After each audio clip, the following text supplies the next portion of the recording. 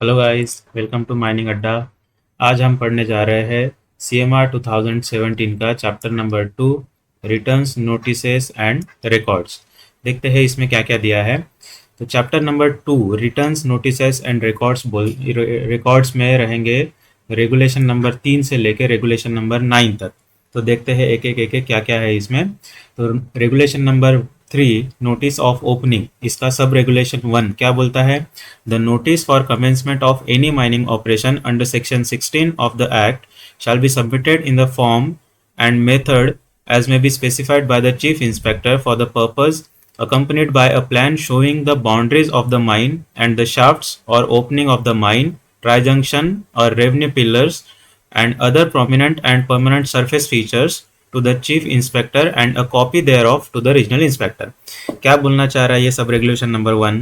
ये बोलना चाह रहा है कि कोई भी ऐसी माइनिंग ऑपरेशन, कोई भी ऐसी माइनिंग एक्टिविटी जो कि माइंस एक्ट के सेक्शन 16 के अंतर्गत माइनिंग एक्टिविटी में आएगी, उसका अगर हमको कमेंसमेंट करना है तो उसके लिए हमको एक नोटिस देना पड़ेगा। नोटिस किसे देना पड़ेगा? चीफ इंस्पेक्टर को नोटिस देना है और उसकी कॉपी रीजनल इंस्पेक्टर को देना है। ठीक है, तो उसमें क्या क्या आएगा? तो वो नोटिस देना है, उसका एक फॉर्म रहेगा जो कि स्पेसिफाई किया जाएगा चीफ इंस्पेक्टर के द्वारा, कि बोला जाएगा कि इसी फॉर्म में देना है भाई। ठीक है, अब उस फॉर्म में उस फॉर्म के साथ में क्या क्या देना है? उसके साथ में उसमें देना है एक प्लान। प्लान में क्या क्या रहेगा? प्लान में रहेंगे boundaries, boundaries of the mine, and उसके बाद में उसमें शाफ्ट्स भी आने चाहिए, और कोई ओपनिंग अगर रहती है, ओपनिंग्स ऑफ द माइन, वो भी आना चाहिए। ट्राई जंक्शंस होते हैं, रेवेन्यू पिलर्स भी होते हैं, सरफेस स्ट्रक्चर में रहते हैं वो, and other prominent surface features जो भी रहेंगे, prominent and permanent surface features, वो सारे ही उसमें माइन वो प्लान में आना चाहिए। ठीक है, ये सभी किसको भेजना है? चीफ इंस्पेक्टर को भेजना है। एंड उसके साथ में क्या है? इसकी एक कॉपी किसको भेजना है? रीजनल इंस्पेक्टर को भेजना है। आगे क्या बोलना चाह रहा है? Provided that, provided that in case of change in the boundaries of a mine, अगर हम कोई माइन की बाउंड्री चेंज करते हैं, लीज बढ़ गया या फिर जो भी कुछ हो गया माइन, अंडर रेगुलेशंस 121 एंड 122, ये देखेंगे हम लोग आगे कि रेगुलेशन 121 क्या होता है और 122 क्या होता है, आगे देखेंगे। पर अभी के लिए बस इतना ध्यान में रखिए कि रेगुलेशन 121 या 122 के हिसाब से अगर कोई भी माइंस की बाउंड्री चेंज होती है तो a plan showing the new boundary shell be submitted within 7 days of the said change. वो चेंज जो प्लान रहेगा, वो प्लान में वो नई बाउंड्री हमको शो करना है, और वो प्लान हमको सबमिट करना पड़ेगा कितने दिन के अंदर में? 7 दिन के अंदर में। ओके, आगे देखते हैं। रेगुलेशन 3 का सब रेगुलेशन 2 क्या बोलता है? The notice referred to in sub regulation 1 shall be accompanied by, ये जो सब रेगुलेशन 1 है, सब रेगुलेशन 1 में जो नोटिस की बात कर रहे हैं, मतलब नोटिस ऑफ ओपनिंग, इसके साथ में और क्या क्या होना चाहिए? अ copy of surface plan under clause A of सब रेगुलेशन 1 ऑफ रेगुलेशन 65। ठीक है, एंड दूसरा क्या बोलता है? अ copy of safety management plan prepared under regulation 104। Regulation 104 जो है उसमें आता है SMP, सेफ्टी मैनेजमेंट प्लान आता है, उसके अंडर में जो SMP बनाई गई होगी उसकी कॉपी भेजना है, और सरफेस प्लान की कॉपी भेजना है। Provided that in respect of a mine which has already been open, अगर कोई माइन है जो ऑलरेडी ओपन हो चुकी है, the plan referred to in clause A and B, मतलब ये कॉपी ऑफ सरफेस प्लान और copy of SMP, safety management plan, shall be submitted within 60 days। जब भी अगर माइंस ओपन ऑलरेडी हो गई होगी तो उसके 60 दिन के अंदर में हमको सरफेस प्लान प्रोवाइड करना है, and 1 year respectively of coming into force of this regulation. तो 60 दिन के अंदर में सरफेस प्लान और 1 साल के अंदर में सेफ्टी मैनेजमेंट प्लान हमें उनको प्रोवाइड करना है। इसमें कोई भी कंफ्यूजन नहीं रखेगा। 60, अगर कोई भी माइंस ऑलरेडी ओपन हो चुकी है तो ओपन जब भी अगर ऑलरेडी ओपन है तो हम जब भी उसका चार्ज लेंगे या जो भी रहेगा, तो उसके बाद में हम लोग उसमें क्या करेंगे? 60 दिन के अंदर में हमें उसका सरफेस प्लान प्रोवाइड करना है और 1 साल के अंदर में उसका एसएमपी प्रोवाइड करना है किसको, चीफ इंस्पेक्टर को, और इसकी कॉपी किसको जाएगी, रीजनल इंस्पेक्टर को जाएगी। सब रेगुलेशन 3 देखते हैं, रेगुलेशन 3 का सब रेगुलेशन 3 ये क्या बोल रहा है, when a mine has been open the owner agent और manager shall forthwith communicate the actual date of opening to chief inspector, the regional inspector and the district magistrate। हाँ, ये क्या बोलना चाह रहा है, जब भी अगर माइन ऑलरेडी अब माइन ओपन हो चुकी है, when a mine has been open, अब माइन हमने ओपन कर दी, तो इसमें से कौन कौन, ओनर, एजेंट और मैनेजर, ये क्या करेंगे, जो भी डेट को माइन ओपन हुई है उसकी एक्चुअल डेट ऑफ ओपनिंग, जिस दिन हमने माइनिंग ऑपरेशन स्टार्ट कर दिया, एक्चुअल डेट ऑफ ओपनिंग हम किसको बताएंगे, हम लोग कम्युनिकेट करेंगे, ये डेट जो है ये कम्युनिकेट करेंगे किसको, chief inspector, regional inspector and district magistrate. याद रखिएगा, चीफ इंस्पेक्टर, रीजनल इंस्पेक्टर और मैजिस्ट्रेट को ये चीजें देनी है। तो regulation number 3 notice of opening क्या बोल रहा है, सीधी बात, पहले इसमें क्या बोल रहा है, सब रेगुलेशन 1 में बोल रहा है, रेगुलेशन 3 का सब रेगुलेशन 1 वो बोलना चाह रहा है सीधा सीधा, कोई भी हम लोग माइनिंग एक्टिविटी अगर स्टार्ट करेंगे तो उसका हमें एक सरफेस प्लान और एक सेफ्टी मैनेजमेंट प्लान किसको देना है, चीफ इंस्पेक्टर को देना है, उसकी कॉपी किसको भेजना है, रीजनल इंस्पेक्टर को भेजना है, ठीक है। और उसके बाद में वो कितने दिनों के अंदर में भेजना है, 7 दिन के अंदर में भेज देना है, नहीं 7 दिन के अंदर में क्या भेजेंगे हम लोग, अगर कोई भी अपडेट आता है, कोई भी चेंज आता है उसमें, हम लोग माइन बाउंड्री चेंज करते हैं, अपडेट करते हैं, तो वो हमें 7 दिन के अंदर में उनको बता देना है। सब रेगुलेशन नंबर 2 क्या बोल रहा है, सरफेस प्लान कितने दिन के अंदर में, 60 दिन के अंदर में, अगर कोई भी माइंस ऑलरेडी ओपन हो चुकी है तो सरफेस प्लान 60 दिन के अंदर में, और एसएमपी 1 साल के अंदर में हमको देना है। और सब रेगुलेशन नंबर 3 क्या बोल रहा है, अगर जो भी हमारी माइन अब ऑलरेडी ओपन हो चुकी है, हमने ओपन कर दी, उसके बाद में हमें उसकी डेट ऑफ ओपनिंग जो है चीफ इंस्पेक्टर, रीजनल इंस्पेक्टर और डिस्ट्रिक्ट मैजिस्ट्रेट को प्रोवाइड करना है, उनको बता देना है, ठीक है, एक्चुअल डेट ऑफ ओपनिंग। उसके बाद में रेगुलेशन नंबर 4 क्या बोल रहा है, एनुअल रिटर्न ऑन और before 1st of February in every year the owner agent or manager shall submit to the chief inspector, the regional inspector and to the district magistrate annual returns in respect of preceding year in the form and method as may be specified by chief inspector for the purpose। annual सीधा सीधा देखो, regulation 4 क्या बोलता है, annual returns के बारे में बोलता है। रेगुलेशन 4 का सब रेगुलेशन 1 क्या बोल रहा है कि जो भी हमने माइनिंग एक्टिविटी की है उसके हमको returns chief inspector, regional inspector और डिस्ट्रिक्ट मैजिस्ट्रेट, इन तीनों को हमको एनुअल रिटर्न्स देने हैं। कब देने हैं, ऑन और before 1st February of every year, पिछले साल का, जैसे 2024 का अगर देना है तो 1 फरवरी 2025 के पहले हमको 2024 का एनुअल रिटर्न सबमिट करना है, ठीक है। सब रेगुलेशन 2 क्या बोल रहा है, if a mine is abandoned और क्लोज्ड और working thereof is discontinued over a period exceeding 60 days, ये इंपॉर्टेंट है। और if a change occurs in the ownership of a mine, change अगर आता है किसमें, ownership of a mine, the returns required under sub regulation 1 shall be submitted within 30 days of such abandonment और closure और change of ownership और with in 90 days of discontinuous as the case may be. तो क्या बोलना चाह रहा है, अगर हम कोई भी माइंस को अबेंडन कर देते हैं, क्लोज कर देते हैं या फिर वर्किंग डिसकंटिन्यू कर देते हैं, तो कितने दिनों के लिए, for the period exceeding 60 days, 60 दिन के ऊपर अगर हम उस माइंस को अबेंडन, क्लोज और डिसकंटिन्यू कर देते हैं तो हमें उसका रिटर्न्स जो देने हैं, जैसे हर साल के रिटर्न्स कब देने होते हैं, 1 फरवरी और उसके पहले देने होते हैं। लेकिन अगर हम माइंस को क्लोज कर रहे हैं, अबेंडन कर रहे हैं या डिसकंटिन्यू कर रहे हैं तो हमें रिटर्न्स 30, वो बंद होने के 30 दिन के अंदर हमें 30 दिन के अंदर हमें रिटर्न्स देने पड़ेंगे। ठीक है, रिटर्न्स बताने पड़ेंगे। और अगर हम कोई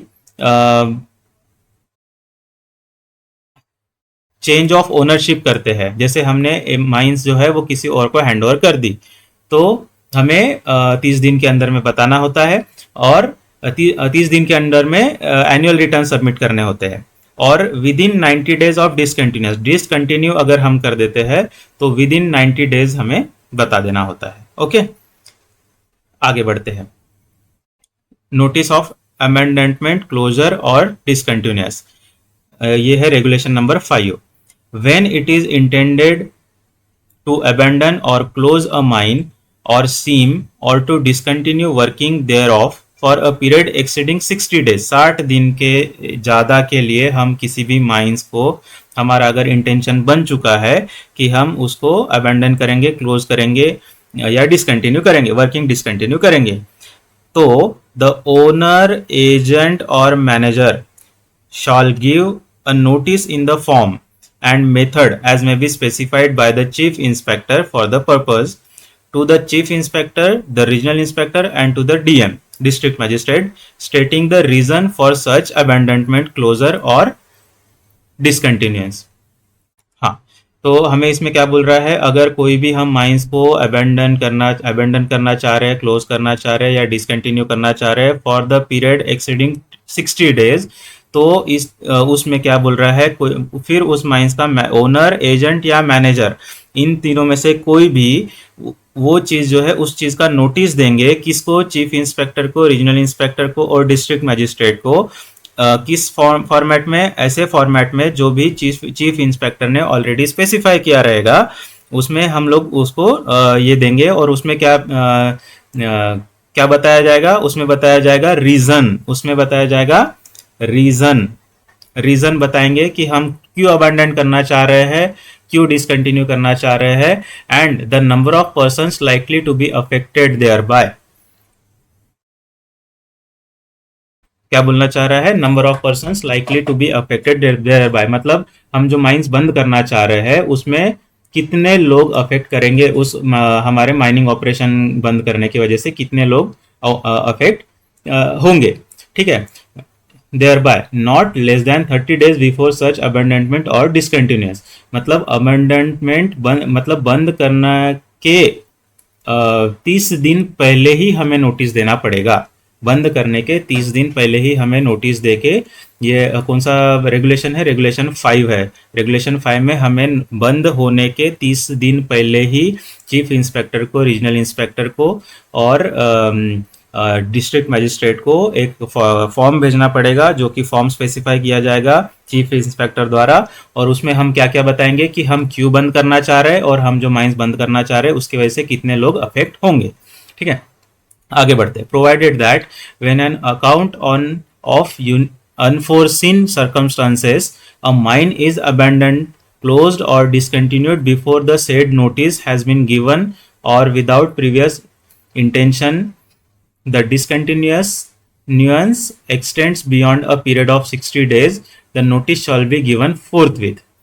हाँ, अब ये देखिए, अब नोटिस देने के लिए तो बोल रहा है, लेकिन ऐसा कुछ हो जाता है कि हमें तुरंत में बंद करना पड़ गया, कुछ ऐसे सर्कमस्टांसेस आ गए, अनफोर्सिन सर्कमस्टांसेस आ गए। फॉर एग्जाम्पल एक लेते हैं, इनंडेशन हो गया माइंस में, अंडरग्राउंड माइंस है, इनंडेशन हो गया, अंडरग्राउंड माइंस है, फायर लग गया, या जो भी है इस टाइप का अगर कुछ भी अनफोर्सिन सर्कमस्टांसेस आ जाते हैं जिसमें हमें मजबूरन माइंस को अबेंडन करना पड़ेगा, क्लोज करना पड़ेगा, डिसकंटिन्यू करना पड़ेगा, तो उस केस में क्या, हाँ, और वो भी कितने दिन के लिए, मोर देन 60 डेज के लिए। मोर देन 60 डेज के लिए अगर ये चीज़ करनी पड़ती है तो हमें तुरंत में, फोर्थविथ, तुरंत में, ऐसा डिसकंटिन्यूअंस हुए बराबर तुरंत में हमें चीफ इंस्पेक्टर, रीजनल इंस्पेक्टर और डिस्ट्रिक्ट मैजिस्ट्रेट, इन तीनों को हमें नोटिस देना पड़ेगा। ठीक है, अब देखते हैं सब रेगुलेशन 2 क्या बोल रहा है रेगुलेशन 5 का।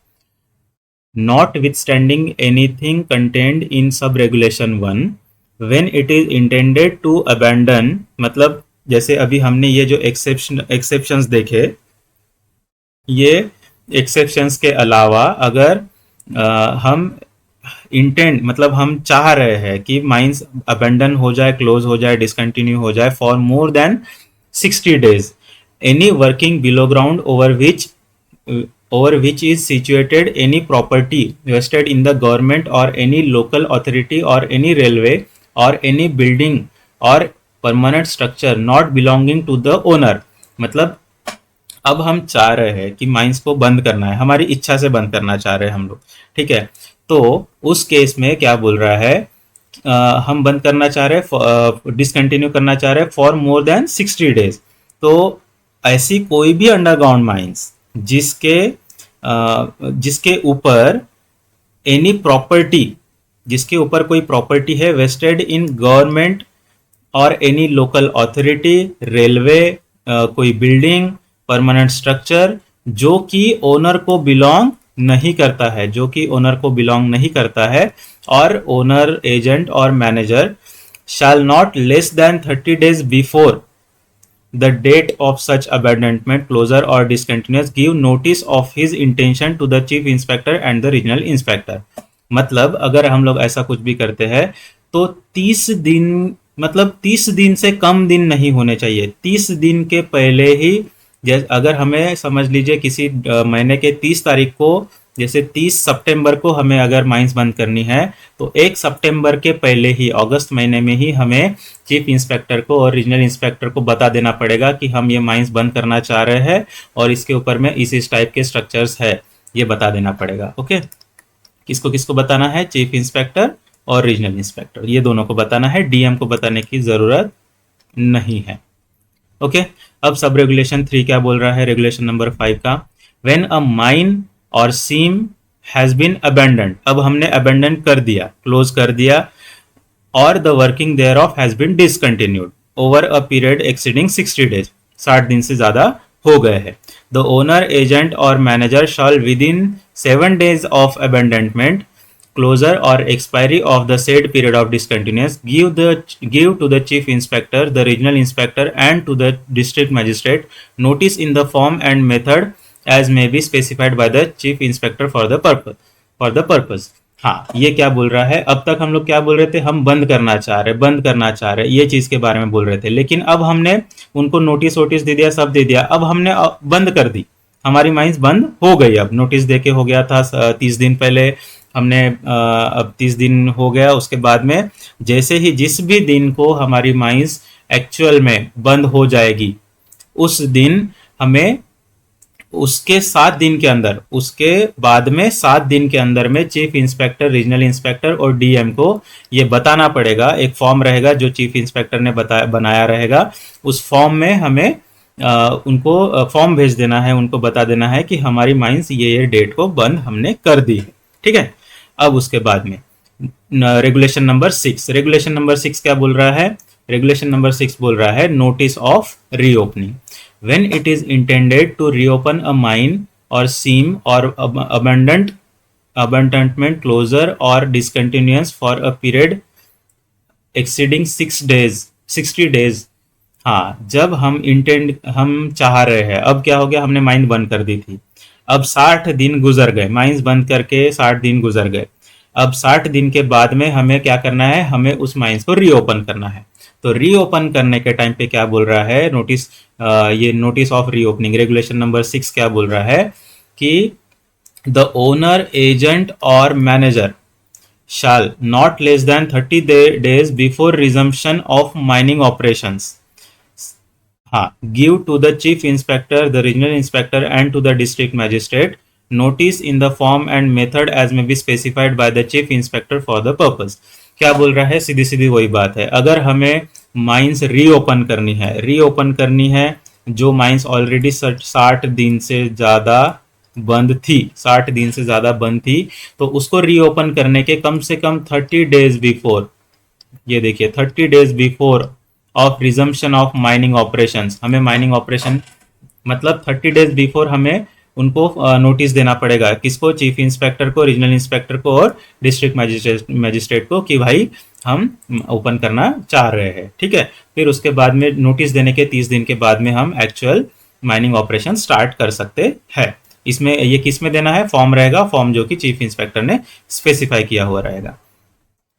सब रेगुलेशन 2 क्या बोल रहा है, रेगुलेशन नंबर 6 का, when a mine has been reopened the owner, agent और manager of the mine shall forthwith communicate the actual date of reopening to the chief inspector, the regional inspector and to the district magistrate। वही same चीज आपको open करने के, reopen, अगर कोई भी close mines को रीओपन करना है तो 30 दिन पहले आपको नोटिस देना पड़ेगा।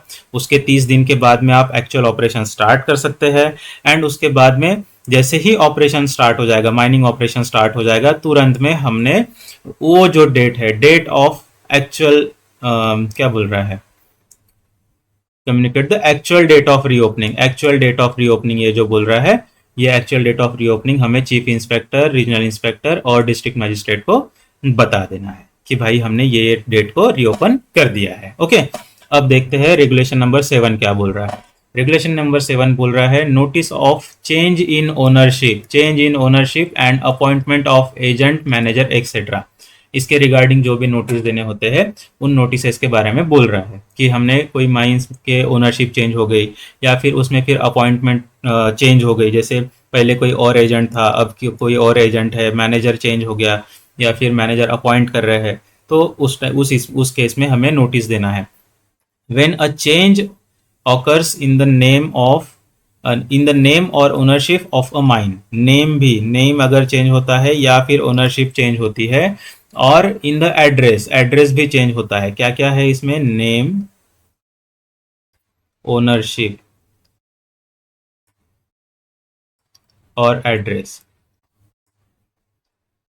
तीनों चीजें, नेम, ओनरशिप और एड्रेस अगर चेंज होता है, द ओनर, द एजेंट और मैनेजर, ये तीनों में से shall within 7 days from the date of change, ऐसा कोई भी चेंज जब भी होगा उसके चेंज होने के 7 दिन के अंदर में give to the chief inspector and the regional inspector, DM को देने की जरूरत नहीं है, chief inspector and regional inspector, ये दोनों को ही देना है नोटिस कि भाई हमने चेंज कर दिए। ठीक है, क्या क्या चेंज कर दिए, नेम, ओनरशिप और एड्रेस, ये तीनों में से कोई भी 1, 2, 3, तीनों चीजें चेंज हो गई है करके हमें बता देना है 7 दिन के अंदर में। कौन से फॉर्म में, वही फॉर्म जो सेम चीफ इंस्पेक्टर ने स्पेसिफाई किया रहेगा और जिस मेथड में स्पेसिफाई किया रहेगा उस मेथड में। ठीक है, provided that where the owner of a mine is a firm और other succession of individuals a change, provided that मतलब देखिए अभी क्या क्या क्या होता है ना इसमें, कभी कभी कभी कभी क्या है, मोस्टली माइनिंग ऑपरेशन जो होते हैं बहुत ज़्यादा बड़े स्केल पे आते हैं, तो कोई एक इंडिविजुअल पर्सन के लिए कभी कभी पॉसिबल नहीं हो पाता है कि उतना बड़े स्केल का ऑपरेशन अकेले चलाए। तो मोस्टली हम लोग देखते हैं कि ये काम जो है ये किसी ना किसी फर्म या एसोसिएशन का रहता है। ठीक है, तो उस केस में अगर कोई भी फर्म है और फर्म का कोई भी एक आध पार्टनर चेंज हो जाता है, एक पार्टनर ने छोड़ दिया, उसकी जगह दूसरा आ गया, ठीक है, या फिर कोई भी एक मेंबर, किसी भी उस एसोसिएशन का कोई भी एक मेंबर चेंज हो जाता है, अगर पब्लिक कंपनी है, पब्लिक कंपनी का कोई भी एक डायरेक्टर चेंज हो जाता है, अगर प्राइवेट कंपनी है, प्राइवेट कंपनी का कोई भी शेयर होल्डर अगर चेंज हो जाता है, तो उन सभी चेंजेस को हमें कम्युनिकेट करना पड़ेगा, किसको, चीफ इंस्पेक्टर और रीजनल इंस्पेक्टर को कम्युनिकेट करके देना पड़ेगा। shall also be intimated to chief inspector and regional inspector within 7 days of the change, वही सेम है 7 डेज के अंदर में। अब सब रेगुलेशन 2 क्या बोल रहा है, रेगुलेशन 7 का, when the ownership of a mine is transferred the previous owner or his agent shall make over to the new owner or his agent within period of 7 days of the transfer of ownership all plans, sections, reports, registers and other records maintained in pursuance of the act and the regulations or orders made thereunder and all correspondence relating to the working of the mine relevant thereto। क्या बोल रहा है सीधा सीधा, जब ownership जो है ये ट्रांसफर की जा रही है, एक एक कंपनी थी, एक फर्म ने छोड़ दिया, दूसरे फर्म ने टेक ओवर कर लिया, तो ये जब भी ट्रांसफर हो रहा है, ट्रांसफर होते टाइम पे ओनर और एजेंट क्या करेगा, ट्रांसफर होने के बाद में 7 दिन के अंदर, 7 दिन के अंदर में उस माइंस से रिलेटेड सारे plans, sections, reports, registers, records, जो भी सब हम मेंटेन करते थे एक्ट्स और रेगुलेशन के अंतर्गत, ये सारी चीज़ें उसको हैंड ओवर कर देगा न्यू ओनर और एजेंट को। ठीक है।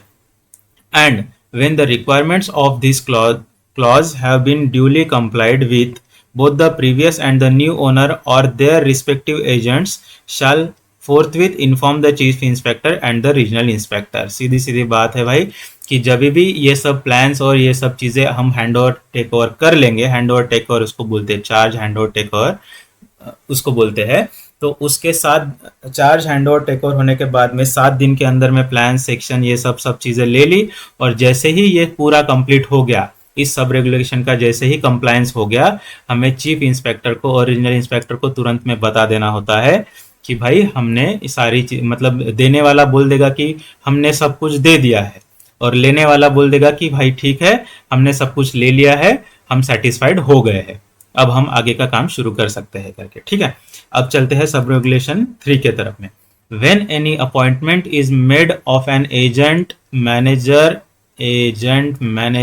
engineer, surveyor, ventilation officer, safety officer or assistant manager, or when the employment of such person is terminated, एक तो अपॉइंटमेंट होगी या टर्मिनेशन होगा, और एनी सच पर्सन लीव्स, अगर वो चले भी जाता है। ठीक है। अपॉइंटमेंट, टर्मिनेशन और रेजिग्नेशन, ये लीव्स को क्या बोलेंगे, रेजिग्नेशन। द सेड एम्प्लॉयमेंट और when any change occurs in the address of any agent और मैनेजर, द ओनर, एजेंट और मैनेजर, ओनर, एजेंट और manager shall within 7 days from the date of such appointment, termination or change give to the chief inspector and the regional inspector a notice in the form and method as may be specified by the chief inspector for the purpose। चलो ये भी simple है, समझ लेते हैं। अगर किसी भी एजेंट का, मैनेजर का, इंजीनियर का, सर्वेयर का, वेंटिलेशन ऑफिसर, सेफ्टी ऑफिसर और फिर बाकी असिस्टेंट मैनेजर्स, इन सभी का अपॉइंटमेंट हो या फिर टर्मिनेशन हो या फिर रेजिग्नेशन हो, ठीक है, या फिर मैनेजर या ओनर या फिर एजेंट और मैनेजर, इन दोनों में से किसी का भी अगर एड्रेस चेंज हो रहा है, क्या क्या चीजें हैं इसमें, appointment, termination,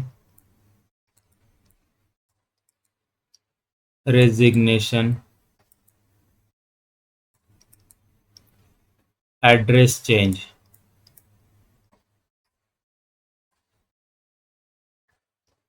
appointment, termination, resignation और एड्रेस चेंज। एड्रेस किसका किसका, एजेंट और मैनेजर, ये दोनों का एड्रेस चेंज। तो हमें किसको बता देना है, 7 दिन के अंदर में। ऐसा जो भी चेंज होगा, ये चेंज होने के बाद में 7 दिन के अंदर में चीफ इंस्पेक्टर को, रीजनल इंस्पेक्टर को दोनों को बता देना है। फॉर्म्स कौन से रहेंगे, फॉर्म्स चीफ इंस्पेक्टर ने ऑलरेडी स्पेसिफाइड फॉर्म्स रहेंगे। ठीक है। आगे बढ़ते हैं सब रेगुलेशन नंबर 4 की तरफ। The owner of a mine shall submit in writing to the chief inspector and the regional inspector a statement showing the name and designation of every person authorized to act on behalf of the owner in respect of management, control, supervision or direction of the mine। ठीक है।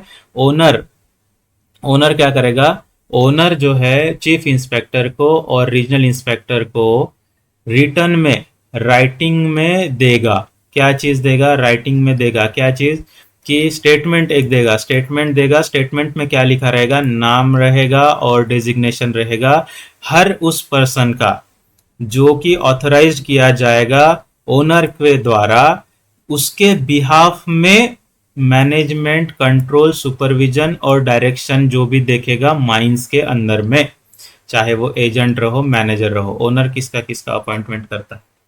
Agent का करता है, manager का करता है। तो ये दोनों का ऑथराइजेशन जो भी है उसका नेम और डेजिग्नेशन हमें ओनर देगा, किसको? चीफ इंस्पेक्टर को और रीजनल इंस्पेक्टर को।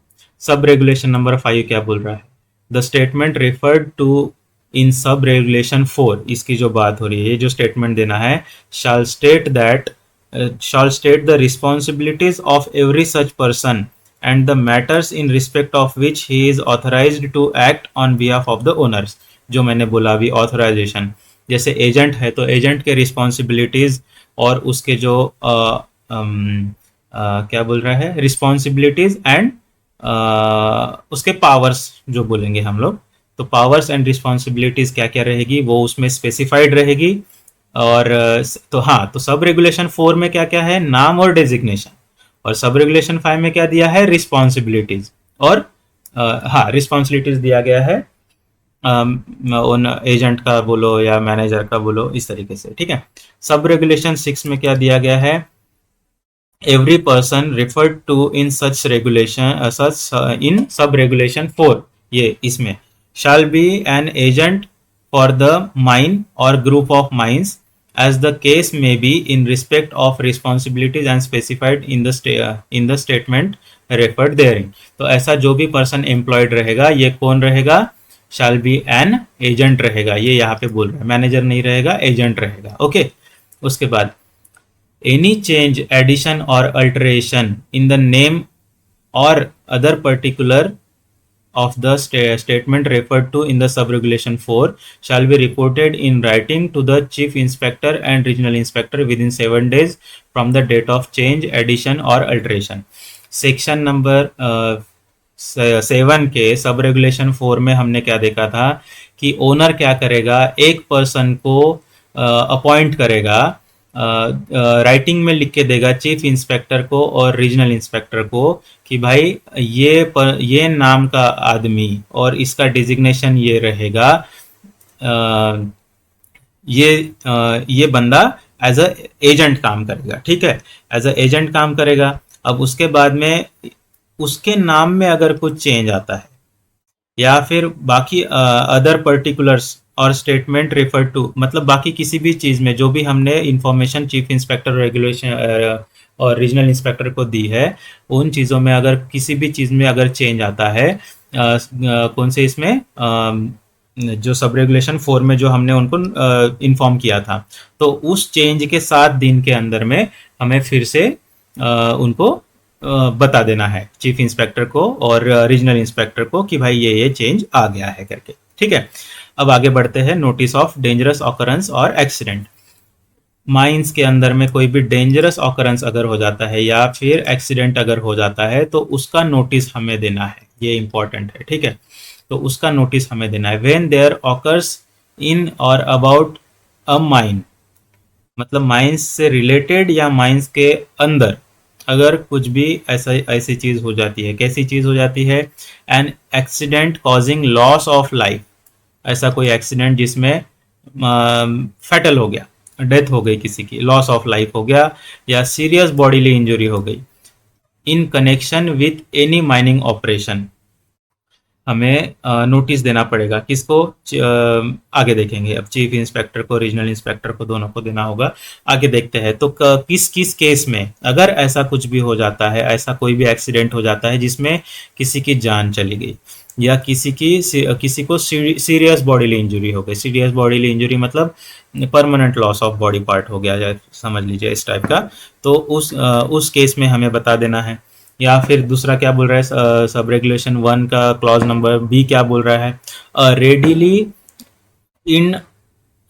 Readily identifiable event with potential to cause an injury to persons at work hereinafter refer to as dangerous occurrence such as explosive और हाँ, तो ये क्या बोलना चाह रहा है? रेडिली आइडेंटिफाइबल इवेंट मतलब हमें ऐसा कुछ इवेंट हो गया जिसमें हमें मतलब जान तो नहीं गई किसी की, पहले में क्या बोल रहा है, क्लॉज ए में बोल रहा है कि किसी की जान चली गई या किसी को सीरियस बॉडीली इंजरी हो गया। सब रेगुलेशन 1 के क्लॉज बी में क्या बोल रहा है कि जान तो नहीं गई लेकिन पोटेंशियल था, जान जा सकती थी या फिर सीरियस बॉडीली इंजरी हो सकती थी उस डेंजरस ऑकरेंस से। उसको, उस एक्सीडेंट को क्या बोलेंगे, डेंजरस ऑकरेंस। एक्सीडेंट नहीं नाम दिया है, डेंजरस ऑकरेंस बोला है। अब डेंजरस ऑकरेंस मतलब इसमें कोई भी जान नहीं गई या कोई भी पर्सन को कोई भी हानि नहीं हुई है। तो उसमें क्या बोल रहा है, एन एक्सप्लोजन और इग्निशन, कहीं पे एक्सप्लोजन हो गया या इग्निशन हो गया। अ स्पॉन्टेनियस हिटिंग और outbreak of fire, spontaneous heating हो गई, फायर निकल गया, अपीयरेंस ऑफ स्मोक हो गया, और अदर इंडिकेशन ऑफ हीटिंग और आउटब्रेक ऑफ फायर, कोई और अदर इंडिकेशन हो गया। थर्ड क्या बोल रहा है, fire in any part of workings और एनी मशीनरी, किसी मशीनरी में या वर्किंग में फायर लग गया। Fall from height of any excavation, loading और ट्रांसपोर्टिंग मशीनरी, किसी मशीनरी के ऊपर से कोई गिर गया या फिर मशीनरी का कोई पार्ट ऊपर से गिर गया, कौन सी, एक्सकेवेटर का, लोडर का, या ट्रांसपोर्टेशन मशीनरी या डंपर का कोई पकड़ लीजिए, उस टाइप का कोई इंसिडेंस हो गया, डेंजरस ऑकरेंस बोलते हैं उसको। Bursting of N equipment under pressure, bursting of N equipment under pressure मतलब किसी, समझ लीजिए डंपर चल रहा है, डंपर का टायर बर्स्ट हो गया, ठीक है, किसी को कुछ हुआ नहीं लेकिन हो सकता था, ठीक है, उस टाइप का। एन इन्फ्लक्स ऑफ इन्फ्लेमेबल और नॉक्शियस गैसेस, अंडरग्राउंड माइंस में होता है, नॉक्शियस गैसेस आ गए कहीं से। एन इरप्शन और इनरश ऑफ वाटर और other liquid matter, inundation type का कुछ हो गया, कोई लिक्विड मैटर माइंस के अंडर में आ गया। अंडरग्राउंड में भी होता है, ओपन कास्ट में भी होता है, ये बहुत रिस्की होता है, इसको ध्यान दीजिएगा। An instantaneous failure of a pillar और पार्ट ऑफ पिलर और several pillars of coal, underground mines से रिलेटेड है। वुडन पिलर माइंस में, कोल माइंस में हमने देखा है बहुत बार क्या होता है, पिलर वीक हो जाता है या फिर जो ऊपर का लोड है, रूफ का लोड इतना ज़्यादा हो जाता है कि पिलर बर्स्ट करने लग जाता है, पिलर में बम्पिंग होने लगती है, ठीक है, ये देखिए बम्प वर्ड, बम्पिंग होने लगती है। तो उस केस में समझ लीजिए, तो लग सकता है भाई किसी को भी चिप्स उड़ के, कोयले के चिप्स उड़ के किसी को लग गए, कुछ हो गया, लगा नहीं है अभी तक लेकिन लग सकते हैं, तो डेंजरस ऑकरेंस है ये चीज़। Premature collapse of any part of the working, कोई भी माइंस में मतलब समझ लीजिए उस रूफ फॉल हो गया या कुछ भी हो गया, ठीक है। Any accident due to explosive, explosive की वजह से कोई एक्सीडेंट हो गया, ठीक है, जिसमें जान किसी की गई नहीं है, किसी को कुछ भी इंजरी नहीं हुई है लेकिन हुआ तो है, हो सकता है। ब्रेकेज और फ्रैक्चर ऑफ रोप हो गया, हॉलेज रोप हो गया, जो भी है, चैन हो गया, हेड गियर, पुली और एक्सल, ये हेड गियर, पुली, एक्सल, ये सब चीज़ें शाफ्ट से रिलेटेड है। बियरिंग बियरिंग हो गया, देयर ऑफ और other gear by which persons और मशीनरी आर लोवर्ड और रेज, शाफ्ट में ये सब चीज़ें जिससे पर्सन्स को या फिर मटेरियल्स को भी, हम ये नहीं बोलेंगे कि भाई वहाँ पे तो कोई आदमी जाता ही नहीं है, नहीं, ज़रूरी नहीं है, मटेरियल भी अगर रेजिंग या लोअरिंग करते हैं हम लोग तो उसके भी रिलेटेड अगर इसमें से कुछ भी डेंजरस ऑकरेंस होता है, फ्रैक्चर होता है इनमें से कुछ भी, तो उसका भी नोटिस दें, मतलब बता देना, इन्फॉर्मेशन बता देनी है। नेक्स्ट क्या बोल रहा है, एन ओवर वाइंडिंग ऑफ केजेस, केजेस का अगर ओवर वाइंडिंग हो जाता है, और other means of conveyance while main और मटेरियल आर बीइंग लोवर्ड और रेज्ड, मेन और मटेरियल दोनों है इसमें, ठीक है। ओवर वाइंडिंग अगर हो जाता है उस केस में बता देना है। ब्रेकेज और fracture of any essential part of winding engine, crankshaft, coupling, bearing, gearing, clutch, drum shaft, और फेलियर ऑफ इमरजेंसी ब्रेक, इस केस में भी हमें बता देना है। मतलब मोटा मोटी ये है कि सभी चीज़ें अगर कुछ भी होता है तो हमें बता देना है। नेक्स्ट क्या बोल रहा है, bursting of any equipment containing steam, steam engine जो होते हैं उसमें अगर बर्स्ट हो गया, कुछ हो गया, compressed air, other substances of high pressure, इस केस में बता देना है। अ ब्रेकेज, फ्रैक्चर और failure of an essential part of any machine और apparatus thereby whereby the safety of person may be endangered, जिसमें सेफ्टी ऑफ पर्सन कॉम्प्रोमाइज हो सकती है, वो चीज़ें सारी हो गई। A slide causing injury to any person, damage to any machinery और interruption of normal mining operation, कुछ भी स्लाइड हो गए, स्लाइड हो गया, कुछ हो गया जो जो कि कोई भी माइनिंग ऑपरेशन को इंटरप्शन कर सकता है या फिर इंजरी कर सकता है किसी आदमी को या किसी मशीनरी को भी डैमेज कर सकता है, तो वो भी हमें बता देना है। फेलियर ऑफ डंप और side in open cast working, ये इंपॉर्टेंट है। डंप फेलियर हो जाते हैं या फिर कभी कभी फेस में या साइड्स में क्रैक्स आ जाते हैं, स्लाइड हो जाता है, तो वो चीज़ें हो गया, वो बता देना है। साइड फेलियर जिसको बोलते हैं, डंप फेलियर जिसको बोलते हैं।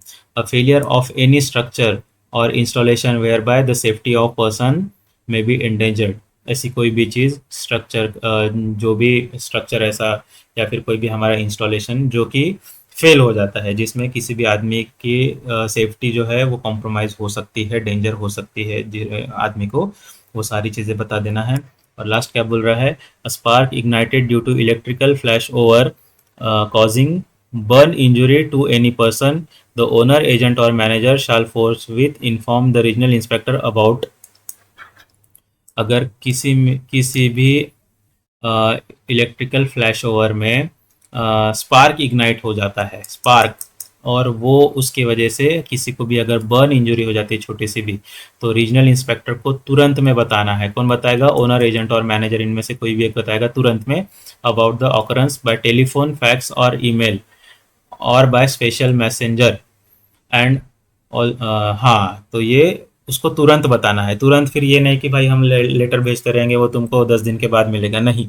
उसको किससे बताना है, टेलीफोन करना है या फैक्स करना है या ईमेल करना है, आजकल ईमेल कर देते हैं, ईमेल कर देना है, और या फिर किसी को स्पेशल मैसेंजर को भेज के तुरंत में भेज देना है और उसको बता देना है, ठीक है। And also within 24 hours of such occurrence give notice thereof in the form A, in the form and method as may be specified by chief inspector for the purpose to the district magistrate, chief inspector and regional inspector, and in case of accident mentioned in clause A also to the competent authority for payment of compensation। हाँ, तो अगर ऐसा कुछ भी हो जाता है तो 24 घंटे के अंदर में, फिर पहले तो तुरंत में रीजनल इंस्पेक्टर को बताना ही है, लेकिन फिर बाद में 24 घंटे के अंदर में हमें चीफ इंस्पेक्टर को, रीजनल इंस्पेक्टर को, डिस्ट्रिक्ट मजिस्ट्रेट को ये एक फॉर्म सबमिट करना है जिसमें सब मेंशन रहेगा, और पेमेंट ऑफ कंपनसेशन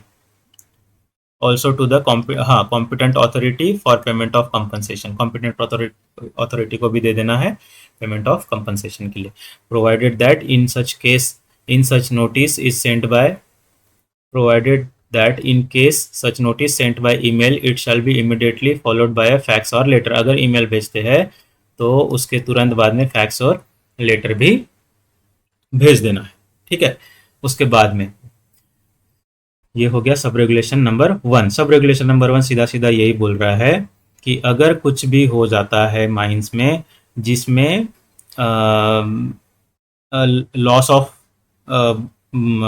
लाइफ हो गया या फिर सीरियस बॉडीली इंजरी हो गई माइनिंग ऑपरेशन से रिलेटेड, या फिर डेंजरस ऑकरेंस हो गया जिसमें पोटेंशियल था लाइफ लॉस ऑफ लाइफ का या फिर सीरियस बॉडीली इंजरी का, तो उस केस में हमें तुरंत में रीजनल इंस्पेक्टर को बता देना है, टेलीफोनिक कम्युनिकेशन करके, या जो भी हम कम्युनिकेट करते हैं, आजकल फ़ोन कर देते हैं सब लोग, ठीक है। तो टेलीफोनिक कम्युनिकेशन से, और उसके बाद में 24 घंटे के अंदर में हमें चीफ इंस्पेक्टर को, डिस्ट्रिक्ट मजिस्ट्रेट को और रीजनल इंस्पेक्टर को बता देना है, ठीक है। और उसकी एक कॉपी दे देना है किसको, कॉम्पिटेंट अथॉरिटी को, जो कि पेमेंट ऑफ कंपनसेशन का पेमेंट करेगा। ये सब इंफॉर्मेशन अगर हम लोग ईमेल में देते हैं तो ईमेल के बाद में, ऐसा नहीं कि ईमेल भेज के छोड़ दिए, उसके बाद में फैक्स और लेटर में ये सब चीज़ उसको भेज देना है, ठीक है, तीनों को भेज देना है। सब रेगुलेशन 2 क्या बोल रहा है, रेगुलेशन नंबर 8 का, द ओनर, एजेंट और manager shall simultaneously exhibit a copy of the notice referred to in sub regulation 1 on a special notice board at the office of the mine for a period of not less than 14 days from the date of such exhibition. अब ऐसा कुछ incidents अगर हमारे mines में हो गया तो जो भी हम चीफ इंस्पेक्टर को रीजनल इंस्पेक्टर को और डिस्ट्रिक्ट मैजिस्ट्रेट को जो हम नोटिस भेजते हैं, वो नोटिस जो है वो नोटिस बोर्ड पे लगाना है। एग्जिबिट अ कॉपी, उसकी एक कॉपी कहाँ भेजेंगे? Of the notice refer to the on a special notice board, on a special notice board of the office of mine for a period not less than 14 दिन। 14 दिन से कम के लिए उसको नहीं रख सकते। 14 दिन तो कम से कम वो कॉपी को, उस नोटिस को हमें नोटिस बोर्ड पे लगा के रखना पड़ेगा। ठीक है। सब रेगुलेशन 3 क्या बोल रहा है? When an accident causing loss of life, अब ऐसा कुछ हो गया जिससे लॉस ऑफ लाइफ हो गई, सीरियस बॉडीली इंजरी हो गई और बर्न इंजरी हो गई इन और अबाउट द माइन, माइंस के अंदर में या माइंस से related, in connection with the generation, storage, transformation, transmission, supply और use of electrical energy, the owner, agent और manager shall also forthwith inform the inspector of mines electrical by telephone, fax, email by और by special messenger. हाँ, तो क्या बोल रहा है सीधा सीधा कि अगर इलेक्ट्रिकल सप्लाई से रिलेटेड मतलब सीधी सीधी बात देख लो, अगर हम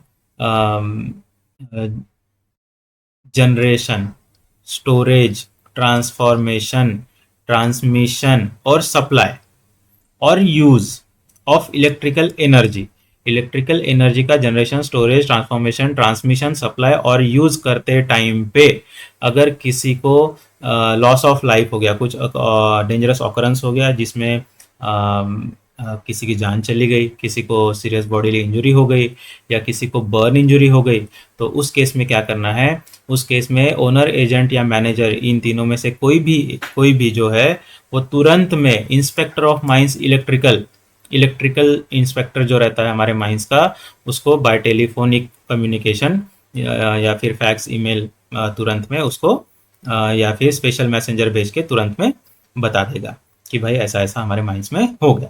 provided that in case such notice is sent by email, it shall be immediately followed by fax and later. वो तो हमने अभी देख ही लिया कि अगर मेल भेजते हैं तो मेल के बाद में फैक्स और लेटर भेज देना है आप। ठीक है। सब रेगुलेशन 4 क्या बोल रहा है? सब रेगुलेशन 4 ये बोल रहा है कि if death results from any injury already reported as serious under sub regulation 1 और if an injury other than the serious bodily injury becomes serious, the owner, agent or manager shall within 24 hours of his being informed of the same give notice thereof to the district magistrate, the chief inspector and regional inspector and to the competent authority for payment of compensation, and if such death or injury is connected to any reason as specified under sub-regulation 3 also to the inspector of mines electrical. ठीक है।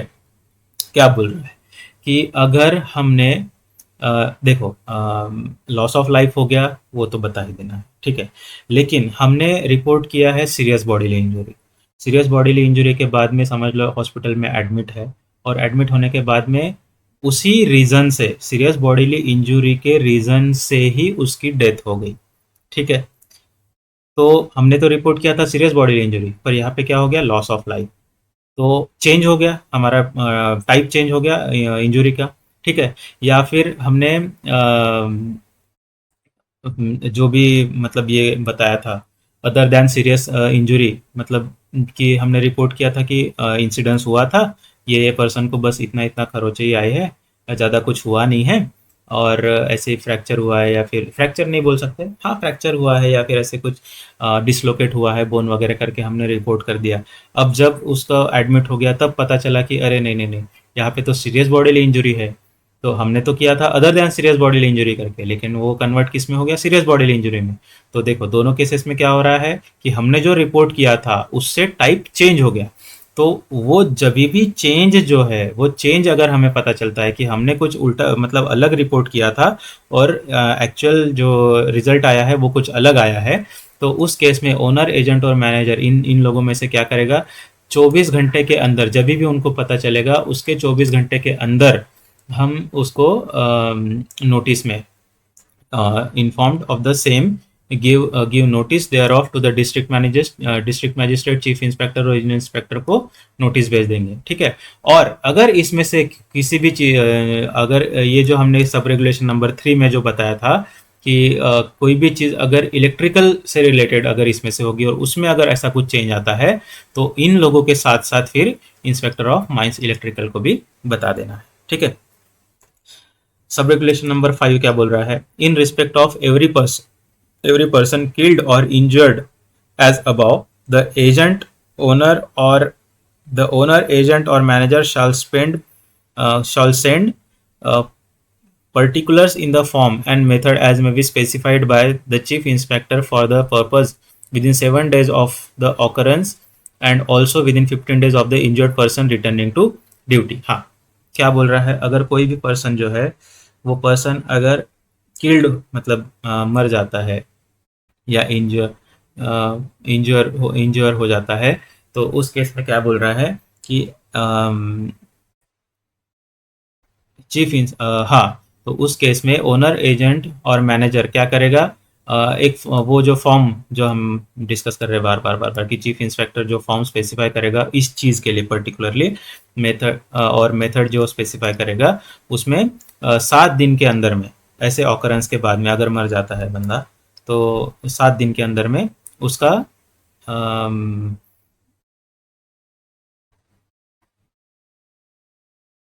उसके particular जो है वो भेजेगा किसको? Chief inspector को भेजेगा।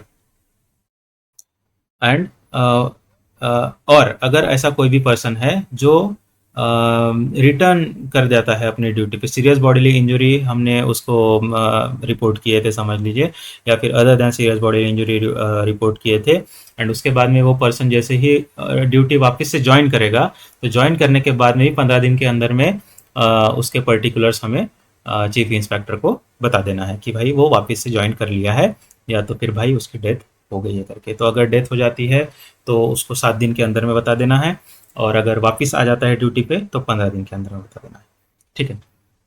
नेक्स्ट है सब रेगुलेशन नंबर 9।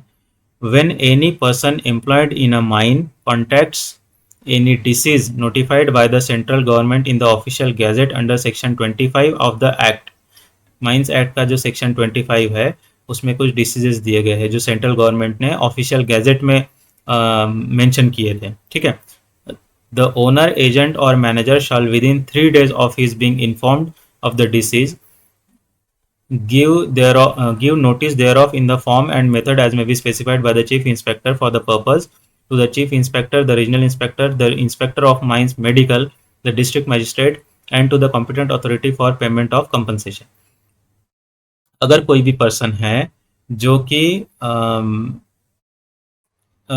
ऐसे किसी डिसीज के कांटेक्ट में आता है, जो डिसीजेस हम देखेंगे आगे, ये सेक्शन 25 में कौन से डिसीजेस दिए हैं माइंस एक्ट के, तो उसमें से कोई भी एक डिसीज अगर समझ लीजिए वो पर्सन उसके कांटेक्ट में आ जाता है और इसके बारे में हमें जैसे ही इंफॉर्मेशन मिलती है तो 3 दिन के अंदर में, इंफॉर्मेशन मिलने के 3 दिन के अंदर में हमें फॉर्म सबमिट कर देना है किसको? चीफ इंस्पेक्टर को, रीजनल इंस्पेक्टर को, इंस्पेक्टर ऑफ मेडिकल जो इंस्पेक्टर ऑफ माइंस जो होता है अपना मेडिकल इंस्पेक्टर, और उसके बाद में डिस्ट्रिक्ट मजिस्ट्रेट को, और जो भी हमारा कंपनसेशन देने वाली जो अथॉरिटी है कॉम्पिटेंट अथॉरिटी, उन सभी को नोटिस दे देना है। कितने दिन के अंदर में? 3 दिन के अंदर में भेज देना है, ठीक है।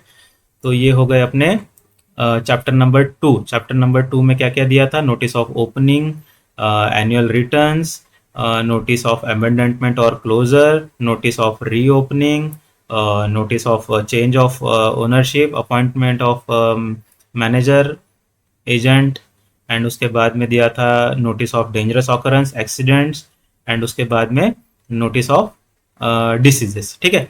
तो ये सब हमने डिस्कस कर लिया है, तो आज के लिए इतना ही। Thank you so much.